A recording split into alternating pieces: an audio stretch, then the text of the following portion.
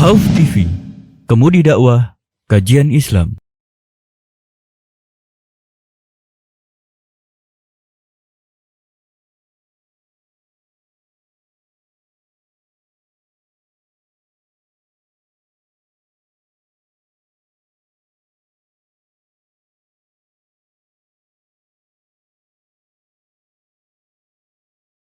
Bismillahirrahmanirrahim. Assalamualaikum warahmatullahi wabarakatuh.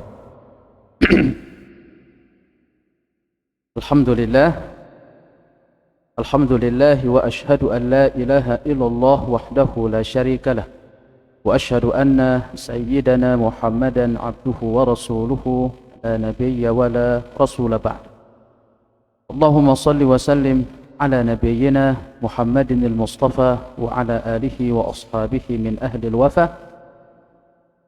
أما بعد، الله تعالى يقول يا أيها الذين آمنوا اتقوا الله حق تقاته ولا تموتن إلا وأنتم مسلمون. Kembali kita bertemu teman-teman di pelajaran kita, pelajaran Subulus Salam. Subulus Salam di kitab kita, melanjutkan bahasan kita di bab adab qadha hajat.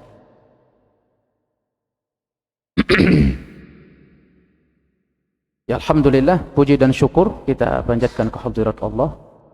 Kita bisa kembali berjumpa di majelis ilmu, bisa duduk belajar, ya, agar teman-teman yang ribut-ribut pemilu, ini harus diributin sekarang, duduk di majelis. Ya. Sekarang ini orang udah selesai, masih aja kampanye sampai sekarang. Ya, sampai apa? Sampai majelis ilmunya. Coba semangatnya kampanye itu sama kayak semangat apa? Belajar. Dan belakangan ini kita lihat teman-teman, Salafi ini belakangan ada gerakan lain di tubuh Salafi itu. Neo Sururi. Dulu ada kelompok namanya Muhammad bin Surur kalau nggak salah dulu. Itu Salafi yang terlalu dekat sama penguasa, akhirnya pola pikirnya berubah akhirnya. Baik. Cara berpikirnya berubah. Salafiyah itu dari dulu itu nggak pernah dikenal sebagai blok politik, nggak pernah. Dan Salafi itu tidak pernah dikenal sebagai blok partai, itu nggak pernah. Dia itu adalah pergerakan dakwah. Pergerakan dakwah dari dulu, itu prinsip dari dulu. Makanya guru-guru kita itu selalu menasihati untuk jangan terlalu dekat, karena kalau sudah dekat itu nanti pola pikirnya berubah. Dan fenomena belakangan itu banyak masalahnya. Yang hijrah ini juga kadang-kadang ada yang dari partaian hijrah, dari artis hijrah. Akhirnya juga memberikan memberikan celah-celah perubahan itu. Ini tantangan ke depan. Bagaimana kita menjaga kemurnian dakwah Ahlus Sunnah Salafiyah agar berjalan terus di rulesnya. Fokus dengan kajiannya akidah, membina umat di akar rumput. Dan itu yang dicontohkan oleh Sayyidina Sallallahu alaihi wasallam, itu yang dicontohkan oleh Sayyidina. Belakangan ini itu tadi kita lihat, miris memang, sedih kita lihat ya. Sampai ada yang ya kita bilang kampanye gitu, menunjuk ke salah satu paslon tertentu. Antum kira dengan ikut beginian itu antum semakin dihargai di negeri ini? Enggak. Karena cap Salafi Wahabi itu sudah dari dulu, dan dipolitisasi juga sudah dari dulu. Jadi teman-teman di Kelapa Nunggal itu ada grup kemarin tuh ribut gitu masalah gitu. Coba sekarang ributnya itu ngaji, ribut gitu. Masalah nyoblos nggak nyoblos itu ribut, ya kan? Sampai grup dikunci itu sama siapa? Kasiman tuh. Iya. Allahul musta'an. Kalau ngaji itu insya Allah paham, kalau ngaji itu paham. Masalahnya dua-duanya ini juga kadang jarang-jarang tidak ngaji secara ini, maksudnya secara ilmiah. Selalu dua sudut pandang itu kan kalau antum ikuti pelajaran kita nanti juga paham, nanti diagnosa dalil, diagnosa keadaan tuh paham. Sangat saya sayangkan gitu. Bicara politik semangat sampai hujat-hujatan di media sosial. Tapi begitu kajian hadir di majelis, kemana kita salafi yang dulu tuh mana? Ayo dong gitu loh. Yang semangat ngaji, hadir di majelis, duduk ngaji kitab, kemana gitu. Baik, ini ya makanya alhamdulillah teman-teman ya. Ini tentu sekali lagi itu juga karunia, pertolongan dari Allah. Ya. Yang dulu pernah kakinya itu duduk bersila bersama kita ya. Sampai akhirnya Allah keluarkan, Allah sisihkan, ya, Allah sisir lagi sampai tidak tertinggal kecuali sekian orang. Baik.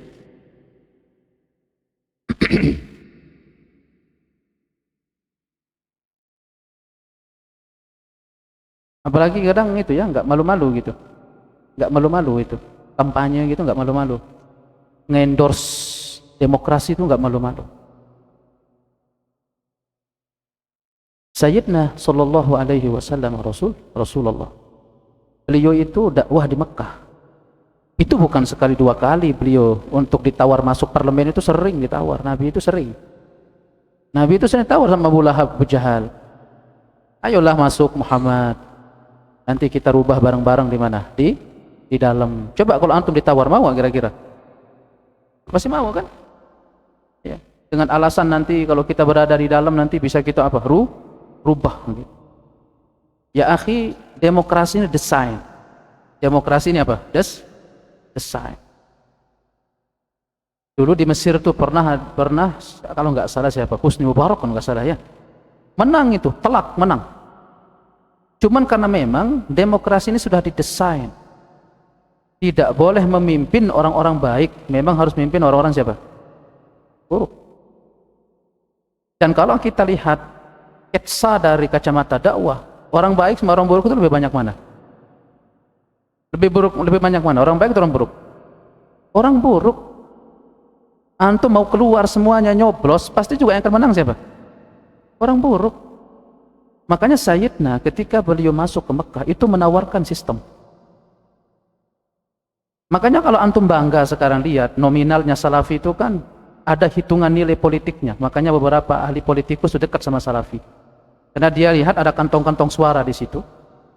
Tapi antum harus ingat banyaknya Salafi itu apakah antum kuat atau tidak? Yang kita inginkan itu kuat, bukan soal jumlah. Yang kita inginkan itu mampu nggak antum untuk deal-dealan sama penguasa. Itu yang kita inginkan. Kalau cuma sekedar dimanfaatkan suaranya, wah itu mau gaya-gaya orang politikus pun begitu. Sayyidina sallallahu alaihi wasallam, beliau ketika datang di Mekah itu apa? Menawarkan konsep baru ditawarkan. Meledak itu di Mekah. Ya kalau terorisme kemudian apa namanya orang yang menyempal dari kita, tidak taat negara, itu sudah dari dulu itu. Tapi Rasulullah sabar dari bawah, sabar. Sampai sistem itu sendiri apa? Dimenangkan oleh Allah. Sistem apa? Sistem Islam. Karena selama ada hukum silang antara hak sama batil itu sulit. Itu sulit. Ya, saya agak sedikit ini sama teman-temannya. Kasihan antum itu. Wallah kasihan antum itu. Sudah ngaji apa kemudian apa kalau ngomongin politik itu panas semangat gitu, tapi kalau gantian ngaji apa lemes, kasihan, wallah kasihan. Ya semoga Allah apa ya perbaiki kita. Ternyata anak kira cukup nyoblos selesai gitu, ternyata habis nyoblos lanjut lagi gitu, ya. Bahkan kalau antum lihat apa hitung-hitungan kita di Indonesia, ustadz yang netral itu lebih berwibawa daripada ustadz yang memihak. Itu antum lihat itu. Ya, masa antum kalah sama kelompok-kelompok sebelah itu? Ada berapa kiai-kiai itu? Sampai hari ini dia diam, tidak memilih ke sana kemari. Kemudian ada ustadz yang memperlihatkan dirinya memihak ke salah satu paslon, dan antum tuh nggak pintar berpolitik deh. Gitu. Satu paslon yang dekat sama gerakan-gerakan seperti Wahabisme atau Salafisme itu nggak akan pernah dipilih di Indonesia. Mestinya kalau antum mau calon antum itu goal, antum itu diam-diam aja, jangan perlihatkan diri gitu loh. Makanya kemarin salah satu isu politiknya di salah satu paslon itu didukung oleh siapa? Karena memang untuk menjatuhkan begitu. Karena memang isu politik Wahabisme atau Salafisme itu memang dari dulu. Makanya saya kenal sekali perkataan Syekh Albani rahimahullah. Apa kata beliau? Berpolitik itu di luar politik. Diam-diam gitu loh. Nah jadi apa teman-teman, yang anak khawatirkan itu ada neo sururi di tubuh santri-santri ngaji kitab, akhirnya apa? Merubah cara pola fikirnya. Saya nggak menyalahkan yang nyoblos atau yang nggak nyoblos, tapi udahlah gitu loh, jangan ketengkar-ketengkar lagi gitu. Sekarang semangatnya kemarin saling hujat itu kembali kemana? Ke majelis ilmu, belajar lagi kitab, karena ini yang akan bawa kita kemenangan. Kalau antum berharap sama demokrasi, demi Allah nggak akan bisa. Antum berharap sama demokrasi untuk Islam tegak, demi Allah nggak akan. Kata Syekhna Ibn Taimiyah rahimahullah, yang hak itu tidak akan pernah bisa dimenangkan dengan cara apa? Batil. Nggak akan pernah. Makanya Sayyidina itu sengaja menjaga benturan itu, sengaja antara syirik dengan apa? Tauhid. Itu sengaja Nabi itu ketika diajak sama Abu Lahab, karena beliau tahu dengan masuknya Nabi Muhammad itu cukup kita katakan kalah. Iya. Dengan masuknya Rasulullah kemana? Ke parlemen sebaik apapun Nabi, kalau sudah masuk mengiyakan ajakan siapa? Abu Lahab, itu sudah satu poin siapa? Sayyidina apa? Kalah. Tapi begitu Nabi kita menolak, itu poin kemenangan.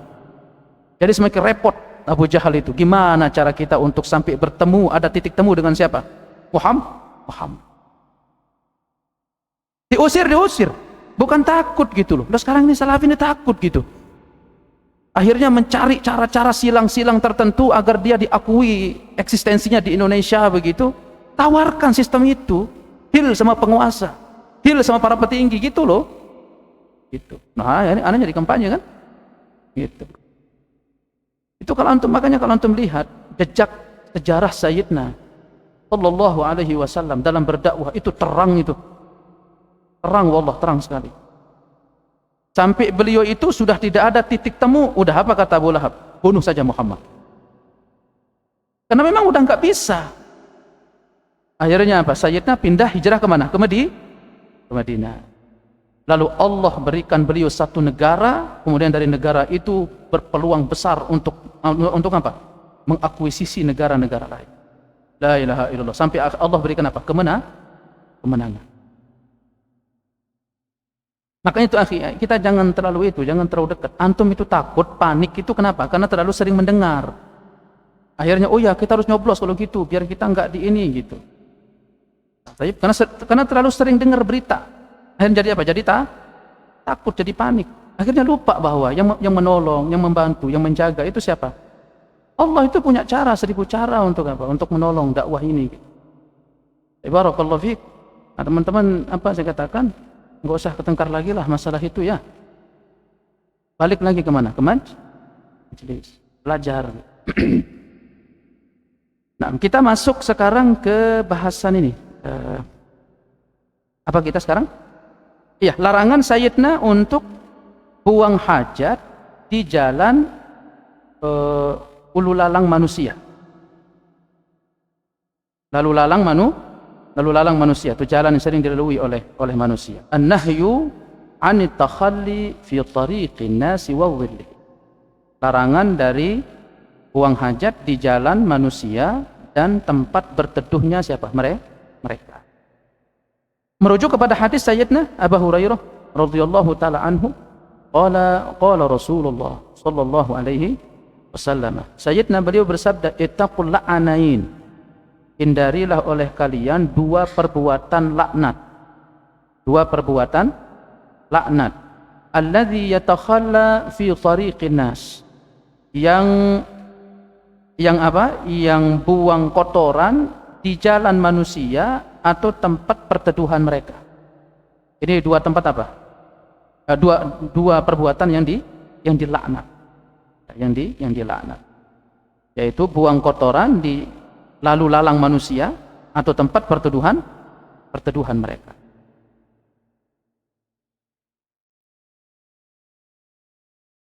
Di dalam riwayat yang lain ada tambahan begini, wa mala'inani ya Rasulullah.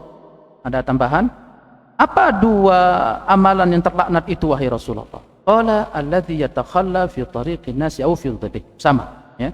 Redaksi akhirnya mengatakan bahwa Sayyidina beliau bersabda, yang buang kotoran di jalan manusia atau tempat perteduhan mereka. Baik, ini dua perbuatan yang terlaknat.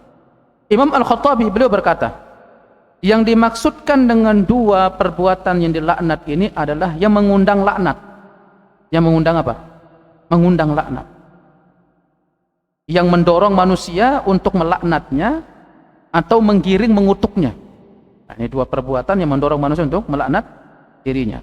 Wa zalika anna man fa'alahuma lu'ina wa syutim. Ya, karena demikian siapa yang melakukan dua perkara ini itu manusia akan mengutuknya atau dia akan dilaknat. Makanya disebut oleh Sayyidina dua perbuatan yang dilaknat. Karena kenapa? Karena kebanyakan manusia itu akan melaknatnya karena sebab itu. Sebab apa? Dua perkara. Buang kotoran di tempat lalu lalang orang dan juga apa? Di tempat perteduhan orang. Fantisabul la'ni ilaihima minal majazil aqli. Wa qad yakunu la'in bima'nal mal'un fa'ilun bima'na maf'ul fa huwa kadzalika minal majaz. Kemudian teman-teman, yang dimaksudkan dengan membuang kotoran di jalan manusia, yataghawwad fima yamurru bihin nas, yaitu buang air besar yang biasa dilalui oleh orang, yang menyakiti mereka karena aroma busuknya dan juga menjijikkannya, yang akhirnya dia apa? Dikutuk atau dilaknat. Fa in kana la'nuhu jaiz faqad tasabbaba ila du'a'i alaihi bi ib'adihi anir rahmah. Jika ini melaknatnya itu boleh, berarti orang boleh berdoa untuk apa? Melaknatnya, karena perbuatannya tersebut membuat orang menjadi jijik serta membuat orang menjadi apa? Ya, menjadi itu tadi, menyakiti orang dengan aroma yang buruk. Kalau tidak boleh, faqad tasabbaba ila ta'thimi ghairihi bila'nihi, menyebabkan orang itu berdosa karena melaknat dirinya. Dia itu menjadi terlaknat karena membuat orang itu melaknat, jadi dia dilaknat. Orang, makanya itu, ini kaidah teman-teman ya. Antum tuh jangan suka aneh-aneh gitu loh. Dalam hal segala macam jangan apa ya? Jangan bikin orang itu kesel, jangan bikin orang itu ngelaknat karena perbuatan kita. Akhirnya kita itu termasuk terlaknat karena bikin orang ngelaknat. Atau apa namanya? Karena ulah kita orang jadi apa? Mencaci atau memaki. Ya, akhirnya kita juga tercaci. Makanya Sayyidina sallallahu alaihi wasallam itu beliau itu dalam keadaan apapun ya teman-teman ya, Nabi itu selalu bisa kontrol diri. Tidak pernah orang itu berbalik untuk mencaci, itu enggak pernah. Karena sebab Sayyidina mau semarah apapun, maksudnya mau dalam hal keadaan apapun gitu. Itu kalau kita kan kadang-kadang begitu ya. Ya kalau kita itu pernah Sayyidina itu didatengin sama Abu Lahab. Kalau nggak salah Abu Jahal. Dia lagi di rumah itu. Ada orang datang bertamu, kemudian Abu Jahal itu ngompor-ngompori orang. Akhirnya dia sampai dia berdiri, orang-orang itu dia mengatakan, kita berdiri menuju rumah Muhammad, kita ajak Muhammad duel. Dulu itu seperti itu dulu Rasulullah, dakwah itu sampai seperti itu. Ya antum sekarang takut yang begituan. Memang resiko kita masuk dalam dakwah itu resiko, nyawa itu harus berani untuk apa? Hilang. Sayyidina kita ajak duel, kata siapa? Abu Jahal. Sampai yang datang di depan rumah itu dia ketuk-ketuk pintu. Dia teriak-teriak, Muhammad.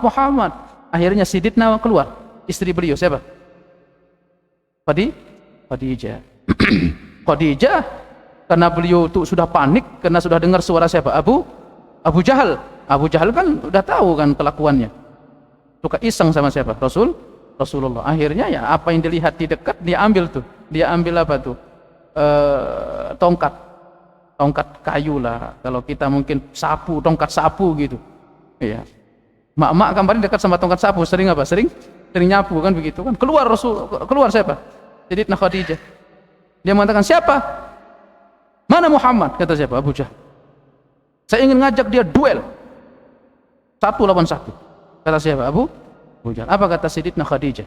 "Sebelum kamu duel sama suami saya, kamu duel dulu sama saya." Ini gitu loh. Cakep gitu. Iya. Ada nggak ustaz pernah diajak duel? Diajak duel, main politik dia diajak duel. Duel gitu loh, berdua gitu loh. Ya, politiknya ngindar dari duel karena takut duel. Rasulullah ngindar? Enggak, bukan. Kenapa Rasulullah tidak keluar lebih dulu? Kenapa Sayyidatina Khadijah? Karena Khadijah faham semarah-marahnya laki-laki kalau berhadapan sama perempuan, setidaknya ada rasa malunya kalau dia ngedobrak siapa? Perempuan. Makanya Abu Lahab ya Abu Jahal ya binatang banget kalau dia perempuan ditendang. Iya kan? Gitu. Karena dulu orang Arab itu mau segedek apapun, tapi kalau dia sama perempuan itu apa? Enggak begitu gitu. Karena Abu Jahal tetap, "Mana Muhammad? Enggak mau sama saya sama kamu," gitu. Rasulullah sudah di depan. Rasulullah datang berdiri tegak kokoh kal jabal, di dalam riwayat disebutkan. Beliau itu bagikan pohon. Karena Rasulullah itu kuat. Tapi coba lihat Sayyidina. Apa beliau nyumpah nyerapah gitu? Coba kalau antum kan bangsat apa gitu kan? Kalau antum kan enggak puas gitu. Sayyidina enggak. Beliau tegak kokoh kuat gitu. Kemudian apa kata Sayyidina? Kemudian Rasulullah begitu diajak duel sama Abu Jahal, mukul, kena wajahnya. Siapa? Abu Jahal. Abu Jahal panik ya kan? Kemudian ingin melawan siapa?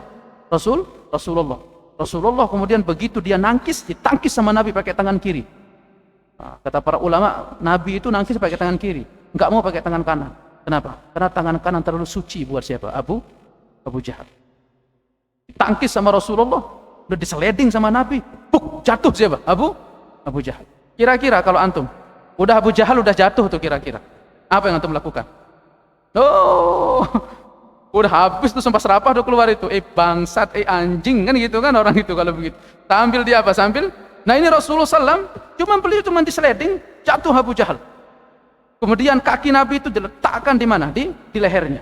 Apa kata Sayyidnya? "Kamu mau apa?" Abu Jahal, maaf kata Sayyid. Itu menunjukkan Sayyidna itu apa? Itu salah satu sebab turun ayat itu. Turun ayat apa itu? Inna syani'aka huwa il-abtar. Sesungguhnya pembencimu itulah yang apa? Terputus. Karena dari awal Abu Jahal itu bilang, "Nanti awas, saya mau piting Muhammad." Ternyata dia yang ingin memiting Rasulullah, dia yang dipiting sama siapa? Sama Rasulullah. Tapi setelah itu ya sudah diberikan pergi. Begitu dia sudah minta maaf, diberikan pergi. Jadi tidak bereaksi yang membuat orang itu untuk melakukan apa? Sayyidina sallallahu alaihi wasallam. Ya ada kok Rasulullah ngelawan Ustaz? Ya ada lah titik sabar manusia ya kan? Ada unsur kemanusiaan Nabi ya, untuk memberikan pelajaran supaya orang itu enggak terus menyombongkan diri, ya ada titik sabarnya orang. Baik. Nah, jadi laknat di sini kalau boleh didoakan berarti boleh didoakan untuk dilaknat. Maksudnya dia ya, semoga Allah melaknatnya. Kalau tidak boleh berarti dia itu dilaknat karena apa? Dia dilaknat karena sebab perbuatannya sendiri, akhirnya menjadi dilaknat. Antara dua perkara itu.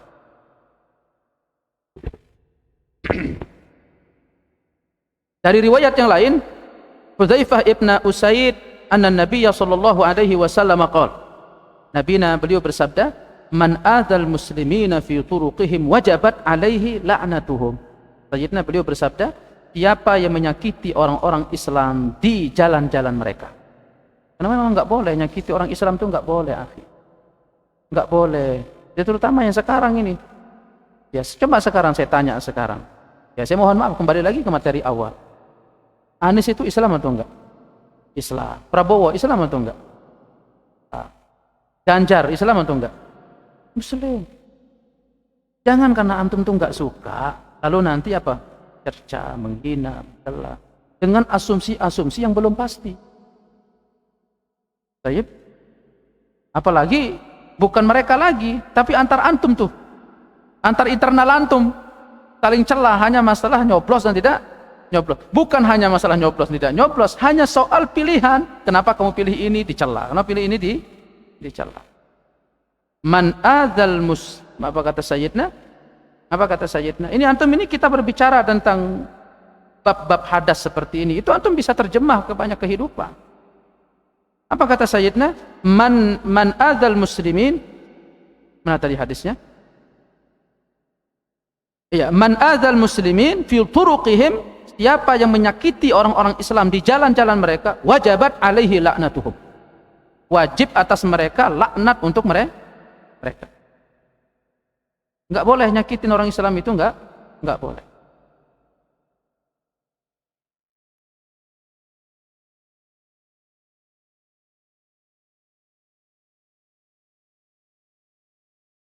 Dan juga hadis Sayyidina Abu Hurairah, sami'tu Rasulullah sallallahu alaihi wasallam yaqul, aku mendengar Rasulullah beliau bersabda, man sallasa khimatah ala tariqin min turuqil muslimin fa alaihi la'natullahi wal malaikati wan nasi ajmain. Siapa yang menyisakan kotorannya atau meninggalkan kotorannya di jalan dari jalan-jalan orang Islam, maka wajib atasnya laknat Allah, malaikat dan seluruh manusia. Nih, tidak bolehnya buang hajat di tempat yang sering dilalui oleh orang banyak. Adapun yang kedua, yaitu apa? Membuang hajat di mana? Di tempat perteduhan mereka. Di tempat perteduhan mereka. Nah, perteduhan di sini maksudnya apa? Tempat yang diambil sebagai tempat rehat. Tempat yang diambil atau yang dijadikan sebagai tempat singgah. Tempat yang dijadikan sebagai tempat duduk. Itu disebut apa? Tempat perteduhan. Itu berputar di antara tiga makna ini. Tempat istirahat, tempat singgah, sama tempat duduk. Ayo. Idz laisa kullu dhillin yahrumul qu'udu liqada'il hajah tahta. Jadi dari pemahaman ini bahwa tidak semua yang mengandung tempat keteduhan atau ada keteduhan di situ diharamkan untuk duduk membuang hajat di tempat tersebut atau di bawahnya. Faqad qa'ada an-nabiy sallallahu alaihi wasallam tahta ha'ishin nakhl li hajati. Dan Nabi itu pernah duduk di bawah sekitaran an-nakhl li hajati. Untuk di sekitaran kurma li hajati. Untuk apa? Untuk menunaikan hajatnya.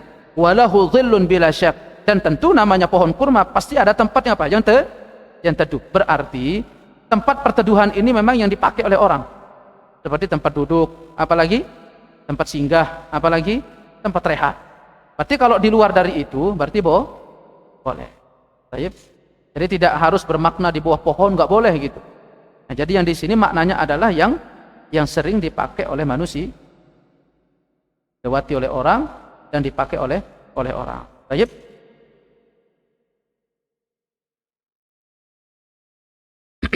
Dan Mu'az ibn Jabal radhiyallahu taala anhu itu menambahkan ya. Nah, ini sekaligus kita kasih judul ya, tempat-tempat terlarang untuk buang hajat. Tempat-tempat yang dilarang untuk membuang hajat.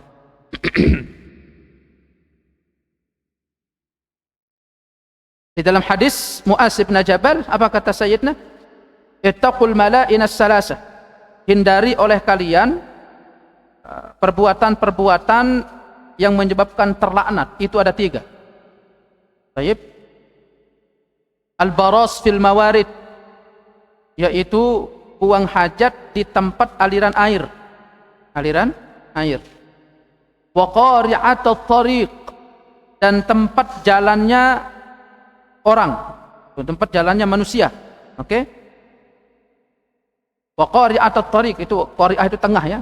Qari'atul tariq, tengah jalan yang sering dilalui oleh orang. Wadhil, tempat berteduh. Tempat yang biasa tempat dialiri air, dan tempat jalan juga tempat berteduh. Aliran air ini berupa apa? Ra'si ain, seperti mata air. Naharin li syurbil ma', atau sungai untuk minum. Au litawaddi, atau untuk berwudu. Misalkan ada aliran air, misalkan dipakai untuk hal berikut, mata air atau sungai untuk minum atau untuk berwudu, atau mungkin dipakai mandi, atau misalkan apa namanya itu, aliran air itu apa namanya ya, selokan apa ini, kalau yang di sini apa namanya ya, kan ada di sini anak-anak kecil lima itu juga mandi di sini. Itu dipakai untuk apa? Dipakai untuk mandi, itu juga nggak boleh. Pokoknya masih ada pemanfaatan untuk orang. Takutnya orang lagi enak-enak mandi, lewat lagi gitu kan, gitu. Orang jadi apa? Orang jadi yastakzir, orang jadi jijik gitu. Nah, ini termasuk bab menyakiti kaum muslimin dengan cara seperti itu. Wa qari'atut tariq, at-tariqul wasi'ul ladzi yaqra'uhu an-nasu bi arjulihim ay yaduqunahu wa yamurruna alaihi.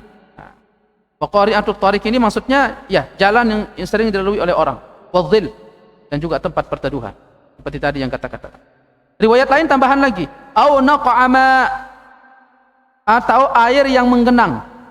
Itu juga tidak boleh. Air yang menggenang.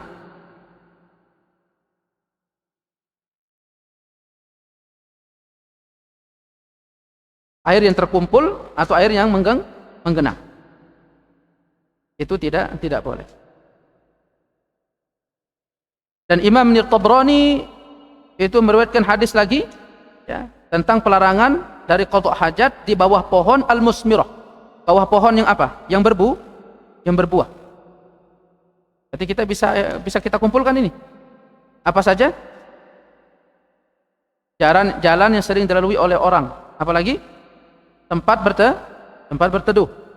Kemudian aliran air. Kemudian tengah jalan. Apalagi air yang menggenang. Ayo. Apalagi di bawah pohon yang berbuah. Wa dhaffatin nahril jari, dan tepi sungai yang mengalir. Itu enggak boleh. Wa dhaffatin nahril jari, dan tepi sungai yang mengalir. Hadis ini diriwayatkan oleh Imamna At-Tabrani rahimahullah. Antum pernah dengar nama At-Tabrani? Hadis ini diriwayatkan oleh Imam siapa? Tabrani. Siapa Tabrani? Al-Imamul Hujjah. Imam Hujjah. Siapa bernama? Abul Qasimi Sulaiman bin Ahmad At-Tabrani Musnid ad-Dunya. Beliau bernama Abul Qasim Sulaiman bin Ahmad At-Tabrani. Dikenal dengan apa? Imam At-Tabrani.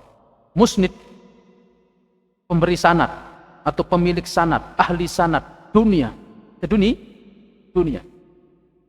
Wulida sanata sittina wa mi'ataini. Beliau dilahirkan pada tahun 200 atau 60 dan 200. Berarti 260. Beliau dilahirkan di tahun 260. Wa sami'a sanata 73. Beliau mulai mendengarkan simak hadis, belajar itu dari awal. Hajara bi madain Syam. Beliau itu pergi belajar itu berjalan belajar itu sudah mendatangi banyak negara. Syam itu semua didatangi. Al-Haramain, Mekah, Madinah, wal Yaman, Yaman, Misra, Mesir, Baghdad, Kufah, Basrah, Asbahan, Jazirah. Itu semua didatangi. Sama siapa? Imam Tabrani. Makanya wajar. Tapi antum kalau pengen jadi ulama, pengen pinter, pengen nggak debat-debat lagi, harus banyak belajar dan keluar belajar itu. Jangan di Kelapa Nunggal terus. Iya, keluar belajar. Bahkan kata Imam Syekh Bakar di bahasan beliau, ar-rihlatu fi talabil ilmi. Mengadakan rihlah menuntut ilmu. Man lam yarhal lam yata'alluh, apa di ayatnya itu? Lam yata'ahulu an yurhala. Kalau tidak salah begitu kalimatnya ya. Nanti bisa dikoreksi. Apa kata Imam? Siapa yang tidak pernah mengadakan rihlah menuntut ilmu, maka dia tidak layak untuk didatangi secara rihlah. Paham? Kalau orang yang tidak pernah rihlah belajar, maka orang tidak layak untuk mendatangi secara rihlah belajar kepada dirinya. Makanya orang itu harus keluar belajar. mengepakkan sayapnya, terbang kayak burung. Baik. Kajian dekat-dekat aja Ustadz, bagus. Tapi harus juga mengadakan rihlah untuk belajar. Keluar, ajak istri, ajak anak, ajak keluarga, keluar belajar. Kemana? Ketemu sama Ustadz Fulan, duduk di majelis. Baik. Semua bagus yang dekat. Tapi ada tuh paling jauh juga bagus. Masalahnya antum tidak dekat juga tidak yang jauh gitu masalahnya. Nauzubillah min zalik. Iya. Masalahnya kita ini enggak jauh juga enggak dekat. Memang modelan kita yang memang malas untuk ngaji memang gitu. Nauzubillah. Keadaan berikut ini memang menyedihkan ya, keadaan berikut ini. Nah, imam itu disapu habis itu. Mesir, Basrah, Kufah, Baghdad. Makanya wajar kalau imamnya Tabrani disebut apa? Musnid ad-dunya. Ahli sanad sedunia. Dan beliau wahaddatsa an alfi syaikhin aw yazidun. Beliau itu belajar dari 1000 guru, bahkan lebih dari 1000 guru. Allah, antum berapa ustaz? Oh, udah satu ustaz jago banget ngomongnya. Iya. Udah kayak pendekar hadis sudah. La ilaha illallah. Ya tullabal ilm, ya. Wa kana min fursani hadza sya'n. Sampai beliau itu diberikan gelar apa? Pendekarnya ahli hadis. Allahu Akbar. Imam Tabrani. Iya. Ma'as-sidqi wal amanah. Dikenal juga dengan sifat berikut, jujur, amanah. Wa asna alaihi al-ummah, dan umat itu memujinya. At-Tabrani rahimahullahu ta'ala. Nah, ini hadis ini diriwayatkan oleh beliau. Nah, jadi kalau kita kumpulkan tadi itu teman-teman ya, tengah jalan, kemudian jalan ini diikat dengan dengan pemaknaan apa? Tempat berteduh, ya. Kemudian tempat mengalirnya air atau aliran air yang tergenang, kemudian pohon yang berbuah, kemudian tepi apa? Tepi sungai. Ada juga tambahan lagi. Naha Rasulullah sallallahu alaihi wasallam an yubala bi abwabil masajid. Sayyidina melarang untuk pipis atau buang air kecil di depan pintu-pintu masjid. Depan pintu-pintu. Intinya kalau dari masjid itu harus jauh pokoknya. Dari hal-hal yang demikian. Kemudian, adab berikut itu kalau tadi adab tidak boleh buang hajat di tempat-tempat yang sering dilalui oleh orang. Sekarang, larangan berkalam atau berbicara di tengah buang hajat. Hadis dari Jabir, beliau berkata, qala Rasulullah sallallahu alaihi wasallam. Sayyidina beliau bersabda, "Idza taghawwata ar-rajulan." Jika buang air besar dua orang, falyatawara kullu wahidin minhuma an sahibi. Maka hendaknya menutup setiap satu orang dari keduanya, masing-masing maksudnya ya, an sahibi, dari temannya. Wala yatahaddasa. Jangan bercakap-cakap berdua. Nah, kadang-kadang buah WC saling panggil. Gitu kan? Mas, selesai Mas, gitu kan? Gitu. Wala yatahaddasa. Fa innallaha yamqutu ala zalik. Karena Allah itu sangat benci perbuatan ini.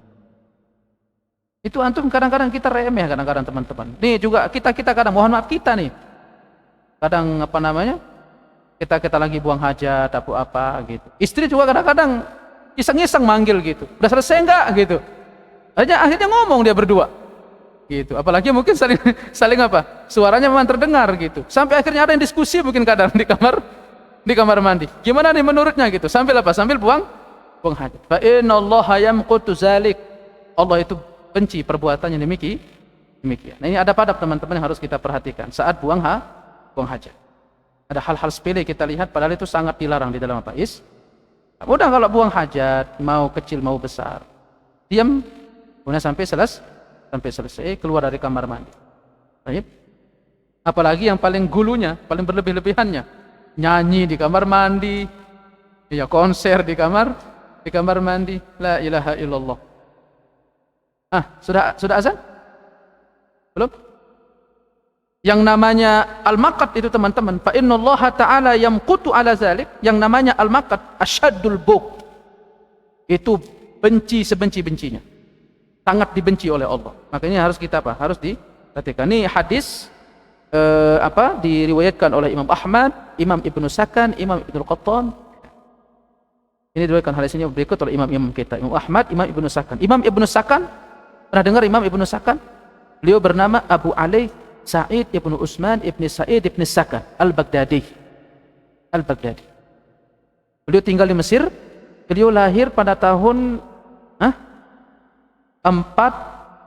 dan 90 dan 200. Berarti 294. Berarti beliau lahir 294. Dan beliau benar-benar fokus dengan ilmu ini. Ilmu apa? Ilmu hadis. Beliau mengumpulkan, beliau menghimpun, beliau menulis, ya? Sampai beliau itu apa? Sampai beliau mengungguli, ya, sampai beliau unggul di dalam bidang ini. Beliau wafat pada tahun 353. Beliau wafat pada tahun 353. Adapun Ibnul Qattan, beliau bernama Abul Hasan Ali bin Muhammad bin Abdul Malik Al-Farisi, yang beliau terkenal dengan Ibnu Al-Qattan. Dan beliau di antara manusia juga ulama yang dikaruniai ilmu ini sangat dalam sekali dalam ilmu hadis. Dan beliau sangat pintar atau sangat dalam di dalam melacak hadis. Hadisnya palsu, hadisnya lemah, segala macam. Beliau termasuk orang yang sangat hafal terhadap rawi-rawi. Dan beliau orang yang sangat teliti terhadap hadis. Beliau punya banyak karangan-karangannya. Ada kitab Al-Wahmu wal Iham. Beliau wafat di bulan Rabiul Awal pada tahun 628 Hijriah. Itu kita ada dua ulama itu. Jadi kalau Imam Ahmad kan sering antum dengar. Kemudian siapa lagi? Imam Ibnu As-Sakan sama Imam Ibnu Al-Qattan. Ini juga rawi-rawi yang meriwayatkan hadis. Sudah isya ya? Ya. Hadis ini teman-teman, ini adalah dalil wajibnya menutup aurat. Ya atau tidak? Fal yatawara, maka hendaknya menutup. Berarti ini wajib untuk menutup aurat. Dan larangan dari bercakap-cakap ketika apa? Ketika qada' hajat. Wal aslu fihi tahrim. Nah, larangan di sini kalau antum tanya, hukumnya apa Ustaz? Haram. Bukan makruh berarti, haram. Di mana kita bisa dapatkan haram? Ta'lilnya adalah bimaqtillah. Ketika disebut bahwasanya Allah apa? Murka. Berarti sesuatu yang dimurkai, berarti hukumnya apa? Haram. Berarti bercakap-cakap ketika buang hajat itu hukumnya apa? Haram. Tetapi disebutkan di dalam kitab Al-Bahr bahwa tidak diharamkan secara ijma'. Perhatikan, tidak diharamkan secara ijma'. Berarti memang ada khilaf. Wa anna nahya lil karahah. Ada lagi yang membawa bahwasanya pelarangan di sini maksudnya apa? Makruh. Fa in sahhal ijma' wa illa fal asl huwa tahrim. Itu pun kalau sahih ijma'nya. Tapi kalau tidak berarti kembali ke hukum asal, yaitu apa? Haram. Berarti di sini antum itu bukan sedang berbicara hukumnya. Bukan sedang berbicara, maksud saya tidak lagi menjadi pertimbangan kita itu apakah ini makruh atau haram. Mestinya antum itu mulai tarik diri karena lebih selamat dekat kepada hukum apa? Haram. Jangan lakukan. Jangan nanti makruh kemudian antum ngomong-ngomong di situ makruh. Enggak begitu. Antum belajar dua sudut pandang itu untuk antum bisa tarik diri atau untuk antum bisa melakukannya. Itu ketika kita mengetahui dua sudut pandang. Antum jangan stek. Oh, ini dua sudut pandang, ini. Enggak. Antum itu ada tahap ketiga. Untuk memilih salah satu dari dua, atau salah satu dari tiga, salah satu dari empat, salah satu dari lima. Itu fungsi kita belajar untuk belajar mengetahui sudut pandang para ulama. Maka ini kembali ke hukum apa? Hukum asal, yaitu apa? Haram. Wa qad taraka sallallahu alaihi wasallam radda salam. Ini juga dalil yang menguatkan bahwasanya berbicara itu hukumnya haram. Bahwasanya Nabi meninggalkan menjawab salam alladzi huwa wajib inda zalik. Menjawab salam itu hukumnya apa? Wajib. Wa akhrajal jam. Nah, sementara Sayyidina itu meninggalkan menjawab salam ketika apa? Buang hajat. Berarti hukumnya haram. Anna rajulan marra 'ala Nabi, itu ada seseorang melewati Sayyidina wa huwa yabul. Sayyidina sedang menunaikan hajat kecil. Fasallama alaihi. Dia mengucapkan salam, assalamualaikum warahmatullah. falam yarudda alaih. Lalu Nabi tidak menjawabnya. Berarti fi'il sayyidna bisa kita terjemah. Ketika Nabi meninggalkan yang wajib karena satu hal, berarti melakukan berbicara di tengah itu berarti hukumnya apa? Haram. Sallallahu alaihi wasallam. Kita azan dulu ya.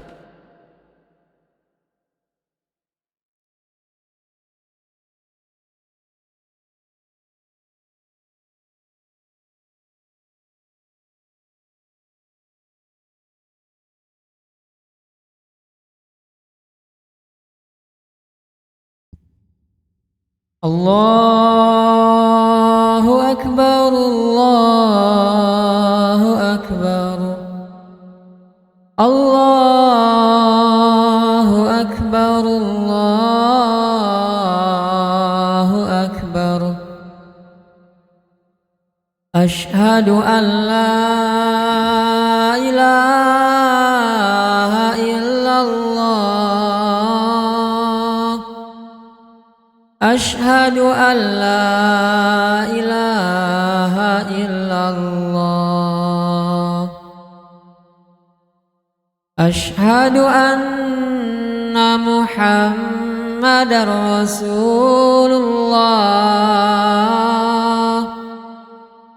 Ashhadu anna Muhammadar Rasulullah. Hayya 'ala shalah.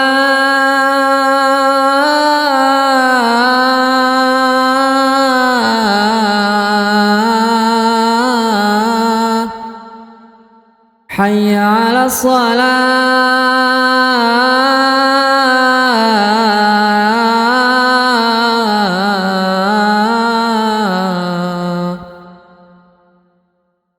Hayya 'alal falah.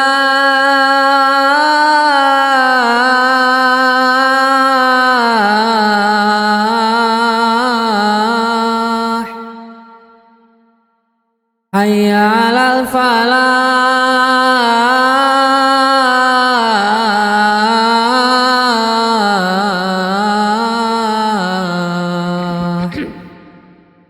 Allahu Akbar, Allahu Akbar. La ilaha illallah.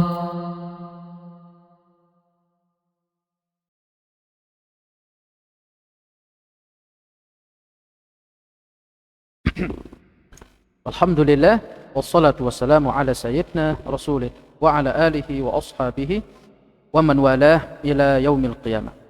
Berikut, ini kita terakhir mungkin teman-teman ya, yaitu pelarangan dari istinja dengan tangan kanan. Iya, pelarangan istinja dengan tangan kanan. Nah, pelarangan di sini apakah haram, apakah makruh? Merujuk kepada hadis Abi Qatadah radhiyallahu taala anhu qala qala Rasulullah sallallahu alaihi wasallam la yamassanna ahadukum, jangan sekali-kali menyentuh kalian zakarahu, zakarnya, biyaminih, dengan tangan kanannya, wa huwa yabul, sedang dia apa? Kencing. Nah, jangan menyentuh zakarnya dengan tangan kanannya sedang dia apa? Kencing. Ini jelas zahirnya. Jangan berarti hukumnya apa? Haram. Karena hukum asal larangan itu apa? Haram. Sampai nanti ada lafaz yang memalingkan makna haram menuju hukum yang lainnya. Wala yatamassah minal khala biyaminih. Baik. Dan jangan menyentuh atau jangan menyentuh dari al-khala dengan tangan kanannya. Jangan menggunakan tangan kanan untuk apa? Untuk istinja. Jangan gunakan tangan untuk istinja. Berarti di sini hukumnya apa? Jangan di sini haram. Berarti kalau istinja pakai tangan kanan berarti hukumnya haram. Kalau berdasarkan hadis ini. Nah, tayyib. Wala yatanaffas fil ina, dan jangan bernafas di gelas atau di bejana ketika minum. Berarti bernafas di bejana ketika minum hukumnya apa? Berarti apa? Ya haram berarti. Kalau kita lihat di apa? Redaksi hadis. Makanya kata Imam Sun'ani rahimahullah, Di sini jelas ya dalil pengharaman menyentuh zakar dengan tangan kanan ketika kencing. Makanya kalau mau pegang zakarnya pakai tangan kiri, jangan pakai tangan kanan. Dan juga di sini haramnya bernafas di mana? Di gelas atau di bejana ketika minum. Kalau diminum sama orang lain lagi. Kalau antum sendiri yang minum. Karena ilatnya diharamkan itu nanti takutnya kalau misalkan antum minum nih, apalagi biasanya kalau dulu sahabat itu kan minumnya bareng-bareng. Tapi kalau antum sendiri kan minum. Nah, tapi itu etika luar biasa dulu di zaman-zaman sahabat itu ya. Mereka itu nggak pernah dulu. Kalau makan itu misah piring itu nggak pernah. Karena itu kurang menyatukan hati. Makanya kalau makan mereka itu satu nampan bareng-bareng. Minum juga sama. Satu gelas panjang itu nanti minumnya jalan. Karena itu membuat kita semakin saling cintai. Sekarang bahkan kita makan bareng aja, ngambilnya pakai piring, beda. Punya makan sendiri aja. Gitu kita. Makanya kurang tumbuh itu, saling mencintainya kurang tumbuh. Makanya kadang saya iri itu sama jemaah tabligh itu. Jemaah tabligh itu bisa tuh makan-makan kayak begitu tuh. Luar biasa jemaah tabligh. Iya, antum itu. Itu sisi baik itu jemaah tabligh itu bagus kalau makan itu. Iya, makan bareng-bareng kalau makan begitu. Enggak ada istilah orang jijik-jijikan itu. Tapi ada orang ya jijik itu kalau makan bareng. Jijik gitu kalau makan bareng. Ini kalau minum, kenapa? Karena dikhawatirkan nanti ada sesuatu yang jatuh dari mulut. Makanya kata Nabi, jangan nafas di mana? Ketika minum. Berarti di sini hukumnya haram. Dan ini yang dipegang oleh ahlu zahir. Dan ini juga dipegang oleh satu kelompok dari mazhab Syafi'iyah di dalam masalah apa? Istinja. Sementara mayoritas ulama ahli fikih ini hanya bab kesucian saja. Berarti bukan haram. Berarti hukumnya apa? Makruh. Masalahnya kata Imam Son'ani belum ada hadis yang memalingkan makna dari aslinya. Apa? Haram. Makanya Imam Bukhari sendiri ketika menyusun bab ini, beliau membahasakan begini, babun nahyi anil istinja'i bil yamin. Bab larangan dari beristinja dengan tangan kanan. Tetapi beliau belum memutuskan apakah makruh atau haram. Ini bagus ini Imam Bukhari. Jadi beliau mengatakan bahwa bab larangan dari istinja dengan tangan kanan. Jadi beliau mentakbirnya dengan larangan. Jadi belum pasti apakah makruh atau haram. Karena belum jelas ada riwayat yang menyelisihinya. Ya oke lah. Mayoritas ulama ahli fikih mengatakan apa? Litanzih, hanya bab kesucian saja. Ya hanya bab kesucian maksudnya ya etika saja begitu. Tapi bukan berarti sampai ke hukum haram. Kalau tidak sampai hukum haram berarti boleh, berarti makruh kalau memegang pakai tangan kanan. Kalau tidak sampai haram berarti makruh kalau misalkan membasuh dengan apa? Istinja dengan tangan kanan. Itu tapi kalau dia istinja pakai air atau batu. Tapi kalau langsung nyentuh pakai tangan kanan hukumnya apa? Ya haram kalau langsung nyentuh pakai tangan kanan. Tapi kalau misalkan pakai air, misalkan apa istilahnya itu? Ya pakai air, disiram pakai air atau pakai ini ambil gayung air gitu. Nah. Amma law basyara biyadihi fa innahu haramun ijma'a. Tapi kalau langsung menyentuh dengan tangannya maka ini haram secara ijma'. Ini juga ada penekanan di sini teman-teman tentang mulianya bilah kanan untuk dijaga dan juga untuk dimuliakan dari sesuatu yang sifatnya kotor atau menjijikkan. Nah, sama juga dengan minum tadi. Adapun zahirnya ya minum bernafas di gelas itu hukumnya apa? Haram secara zahir hadis. Tetapi mayoritas ulama ahli fikih membawa maknanya kepada apa? Kepada adab saja, tidak sampai kepada haram. Baik. Kemudian nanti insya Allah kita akan bahas tentang hukum menghadap ke kiblat ketika buang hajat. Itu setidaknya ada 5 pendapat di kalangan para imam tentang hukum buang hajat menghadap kiblat. Ada melihatnya hanya sebagai bab kesucian saja, berarti makruh. Ada yang melihatnya sebagai bab haram, menghadap kemana? Ke kiblat. Sama juga dengan membelakangi. Ada juga mengatakan ketika mubah, boleh. Mau menghadap, mau membelakangi. Kemudian yang keempat ada mengatakan apa? Dibedakan, diharamkan kalau apa? Diharamkan kalau tempat terbuka, tapi dibolehkan kalau tempat tertutup. Kemudian yang kelima, ada yang membedakan antara menghadap dan membelakangi. Nah, kalau yang apa? Ada membedakan antara kedua itu. Ya. Antara menghadap atau membelakangi. Tapi kalau dibedakan enggak cakep juga, karena masalahnya riwayatnya datang secara berduaan, yaitu apa? Menghadap dan membelakangi. Ada 5 pendapat. Nanti insya Allah kita akan bedah bagaimana para ulama berdasarkan sudut pandang mereka, kenapa mengatakan mubah, kenapa mengatakan haram, kenapa mengatakan makruh. Itu yang ingin anak ajari ke antum gitu loh. Supaya antum itu ketika menghadapi sesuatu problematika, perbedaan, sudut pandang itu berproses dia. Bagi orang yang setia belajar hadis seperti ini, setia belajar fikih seperti ini, nanti dia bisa terjemah tuh. Banyak kasus-kasus yang ketika dia hadapi. Makanya insya Allah kalau yang belajar 10 salam, yang nggak pernah kelihatan ketengkar tuh masalah apa? Masalah pemilu. Yang mau nyoblos, yang enggak juga enggak. Tapi masalahnya yang nggak pernah belajar 10 salam, ketengkar mulu kerjaannya.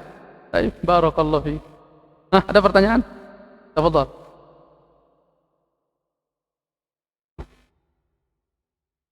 Assalamualaikum warahmatullahi wabarakatuh.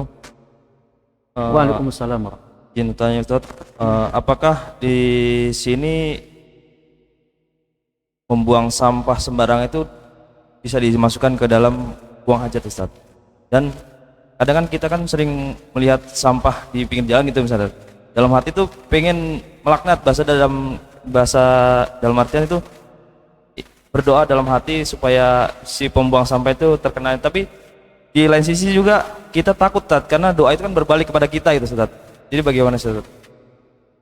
Bagus pertanyaannya. Kalau kita memakai kaidah tadi menyakiti umat Islam, berarti hukumnya apa? Haram. Makanya buang sampah sembarangan itu haram. Kadang sambil di mobil, kadang sambil di motor, habis minum es. Itu ada ibu-ibu dosen saya lihat itu. Pakai topi siang. Tangan kanannya pegang gas. Kemudian ini pegang apa? Teh manis. Allahu Akbar, enak gitu. Begitu udah habis, enak aja buang. La ilaha illallah. Udah kayak orang nggak bersalah gitu. Lah kalau dari sudut tadi menyakiti orang Islam atau menyakiti pejalan kaki itu haram hukumnya. Ini langsung keluar fatwa ini. Kenapa? Haram. Berarti kalau didoakan dari 2 sudut tadi, berarti kalau kita lihat tadi bahwasanya dilaknat tadi, berarti dari sudut pandang satu ulama mengatakan apa? Boleh untuk dilaknat. Berarti tidak ada unsur untuk bolak-balik, tidak ada. Memang pekerjaannya itu layak untuk dilaknat, didoakan keburukan. Apalagi sampah. Apalagi sampah. Makanya Masya Allah Islam itu rapi gitu kita diajarkan. Cuman orang-orangnya aja yang agak kotor gitu ya. Allahu a'lam bissawab. Makanya teman-teman hati-hati itu. Terkait dengan menyakiti pejalan kaki. Itu hati-hati. Ahlan akhi. Silakan. Bismillah Ustaz. Assalamualaikum warahmatullahi wabarakatuh. Waalaikumsalam warahmatullahi wabarakatuh. Izin bertanya Ustaz, perihal politik. Pihak politik. Yang kita ketahui kan, kalau saya melihat perihal yang bermanhaj salaf ini di generasi Gen Z ya, bisa dibilang cukup banyak juga nih Pak. Bagaimana tanggapannya melihat lingkungan kayak jalan itu kan, kalau ingin memperbaiki kan kita lewat politik. Tapi yang kita ketahui memang politik itu kejam kalau kata ya kan, dan banyak mudorotnya. Jadi bagaimana kita menyikapi bagaimana untuk generasi-generasi muda yang ingin memperbaiki lingkungannya, apakah harus terjun ke politik? Seperti apa gitu Ustaz pandangannya gitu. Mungkin ada satu lagi, bagaimana tanggapannya perihal manhaj salaf itu identik dengan nyari aman. Kalau di sosial media itu ada istilah gitu Ustaz. Misalkan kita melihat pemerintah-pemerintah yang kebijakannya itu kurang membantu rakyat, kan orang-orang banyak yang demo ya kan, sedangkan kita tahu itu masuk ke dalam khawarij gitu kan. Nah, makanya orang-orang itu mengecap apa namanya orang-orang bermanhaj salaf itu nyari aman gitu. Bagaimana tanggapannya Ustaz? Ahlan, barakallahu fiik. Terima kasih. Enggak, untuk Assalamualaikum warahmatullahi berperan di lingkungan kita, di negara kita, itu kan nggak mesti harus masuk politik. Anak ngajar seperti ini pun sudah berperan sebenarnya. Alhamdulillah. Artinya kita ikut agenda pemerintah untuk mencerdaskan anak bangsa. Kalaupun sih kadang-kadang kita dicurigai juga. Kadang-kadang oleh RT, kadang-kadang oleh RW gitu. Ini ngaji mulu dah kerjaannya, kan gitu kan? Iya. Padahal ini kan peran bagus sebenarnya untuk membantu apa? Membantu presiden untuk mencerdaskan bangsa. Jadi bagi saya itu dengan ini pun kita sudah sebenarnya ikut berpolitik kan gitu. Adapun soal misalkan ikut parlemen, masuk misalkan apa namanya? Bertarung di parlemen untuk memilih dan memilih. Seperti tadi yang saya jelaskan. Karena memang kita melihat ada desain lebih besar. Ada desain lebih besar. Makanya Salafi itu sebenarnya bagus sebenarnya, blok Salafi itu udah bagus.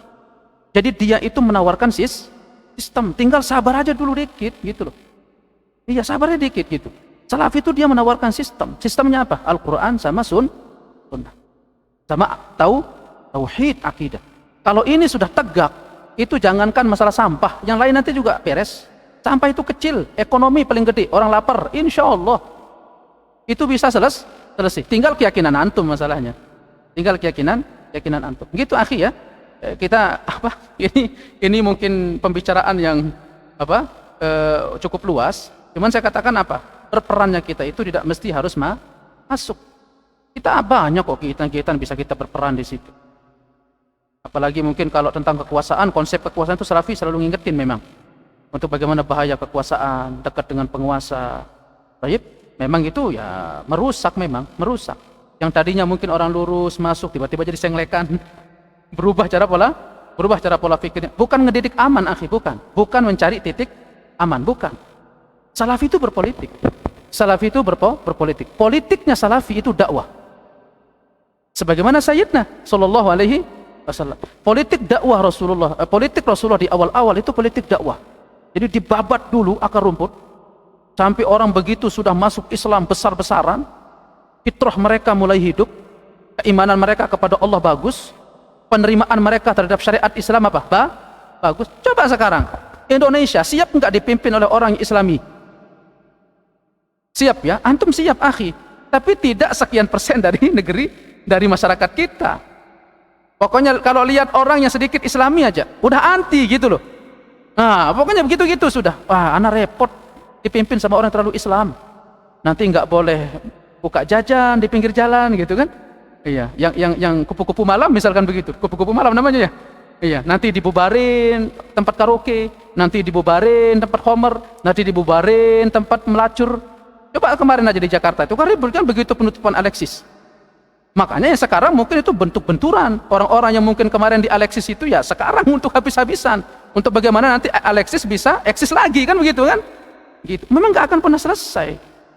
Makanya ustadz-ustadz, dai-dai ini istiqamah untuk mendidik umat. Agar bagaimana umat ini sampai ke pemahaman bahwa mana yang haram, mana yang boleh, mana yang tidak boleh. Nanti insya Allah dengan sendirinya nanti akan muncul keluar pemimpin yang saleh. Saya nggak berbicara tentang boleh dan tidak bolehnya ya. Saya selalu katakan, yang mencoblos silahkan, yang tidak mencoblos juga silahkan. Tapi jangan hilang dari majelis ilmu.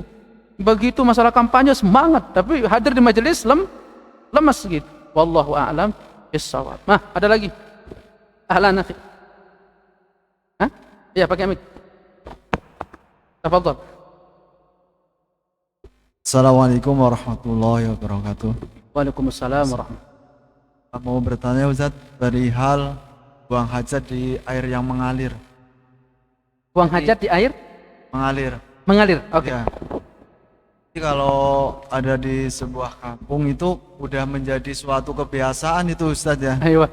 Ya, jadi buang hajat di air yang mengalir itu kali itu gunakan untuk jam mandi, jam cuci baju, Ya. yang makan bahan-bahan yang mau dimasak. Iya. Ini termasuk ke dalam hadis yang tadi tentang larangan untuk membuang hajat di air yang mengalir itu. Soalnya ini udah menjadi suatu kebiasaan dari dulu. Iya. Iya, masuk. Masuk ya. Itu memang itu yang dimaksudkan. Apalagi itu air bersih ya. Ya, air bersih. Apalagi masyarakat biasa nyuci di situ, nyuci piring bahkan, nyuci kangkung. Itu masuk itu. Ya. Apalagi buang hajat di situ, buang kencing di situ, buang hajat besar di situ. Itu masuk itu dalam pelarangan. Dan hukumnya apa? Haram. Itu yang paling jelas dari dalil-dalil.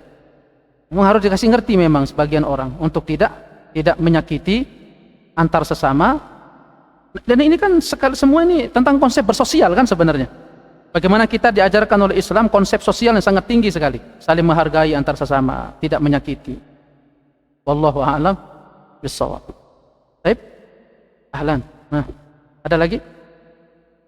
Barakallahu fiik. Makanya kita debat lagi nih. Panjang. Ahlan, silakan. Jadi mengenai air mengalir tadi Ustaz, Yang mana? mengenai air mengalir kan Air mengalir. bahwasanya kan kita kan bersuci kan harus menggunakan air yang mengalir Ustaz. Sedangkan yang tadi Ikhwan tanyakan ketika kita buang air kan otomatis kan kita mensucikan diri dengan air tersebut ya Ustaz. Itu kan airnya mengalir Ustaz. Air mengalir nih di sungai, kita menggunakan air tersebut. Itu emang apa namanya? Masuk ke dalam kategori tadi atau bagaimana? Yang apa namanya tadi? Gimana? Sebentar, Ana. Hah? Ya kan kita kan buang hajat nih Ustaz. Buang hajat di air yang mengalir air tadi. mengalir. Sedangkan disebutkan dalam hadis tadi tidak diperbolehkan Tidak diperbolehkan. untuk buang hajat di situ. Oke. Kemudian kan saat kita buang hajat di situ, Aywa. dia otomatis kan kita mensucikan diri dengan air tersebut. Oke. Apakah air tersebut itu suci atau bagaimana? Oh, apakah air tersebut suci atau Bagaimana? tidak? Untuk mensucikan kotoran Betul. tersebut. Itu bahasan lain lagi. Ketika air mengalir dijatuhi plung gitu oleh apa? Oleh najis. Apakah serta merta air itu jadi najis? Itu kalau antum hadir di awal-awal sebelum salam tahu tuh. Ya dulu pernah kita bahas ya.